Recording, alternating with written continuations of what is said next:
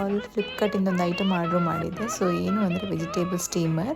So ನಾನು diet ಮಾಡ್ತಿರೋದ್ರಿಂದ ನನಗಿದು useful ಅಂತಲೇ ಅನಿಸುತ್ತೆ. ಬಿಕಾಸ್ ಬಾಯ್ಲ್ಡ್ ವೆಜಿಟೇಬಲ್ಸ್ ಎಲ್ಲ ಸಲಾಡ್ಸ್ ಎಲ್ಲ ಮಾಡ್ಕೊಳಕ್ಕೆ ತುಂಬ ಯೂಸ್ ಆಗುತ್ತೆ ಅಂದ್ಬಿಟ್ಟು ತೊಗೊಂಡೆ. ಹೊರಗಡೆ ಇದು ಕಾಸ್ಟ್ ಅರೌಂಡ್ 1000, ಬಟ್ ನನಗಿದು 699 ಬಿತ್ತು. ನಿಮ್ಗೆ ಬೇಕಾದ್ರೆ ಕಮೆಂಟ್ ಮಾಡಿ ಶೇರ್ ಮಾಡ್ತೀನಿ. ಹಾಗೆ ನಾನು ವೆಜಿಟೇಬಲ್ ಸಲಾಡ್ ಮಾಡ್ಕೊಳ್ಳೋಣ ಅಂದ್ಬಿಟ್ಟು ರೆಡಿ ಮಾಡ್ಕೊತಾ ಇದ್ದೀನಿ. ಸೊ ಪ್ರತಿಯೊಂದು ತರಕಾರಿ ಕೂಡ ಕಟ್ ಮಾಡಿ ಹಾಕಿ ಇದಕ್ಕೆ ಸ್ವಲ್ಪ ವಾಟರ್ ಹಾಕಬೇಕು ಕೆಳಗಡೆ ಇರೋ ಬೌಲಿಗೆ. ತುಂಬ ಹೆಲ್ತಿಯಾಗಿರುವಂಥ ಏನು ಲಂಚ್ ಮಾಡ್ಕೋಬೇಕಂದ್ರೆ ಈ ರೀತಿ ಒಂದು ಟ್ರೈ ಮಾಡಿ, ಭಾಳ ಒಳ್ಳೆಯದು. ಹಾಗೆ ನಾನು ಕುಕ್ಕರ್ಗೆ ಹಾಕ್ತಾಯಿಲ್ಲ ರೈಸ್ನ, ಸೊ ಬಾಯ್ಲ್ ಮಾಡ್ಕೊತಾ ಇದ್ದೀನಿ.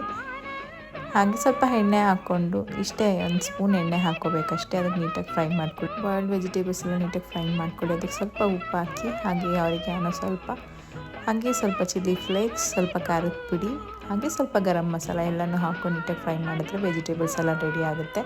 ಸೊ ನನ್ನ ಲಂಚ್ ಹೀಗಿತ್ತು. Thank you all, bye.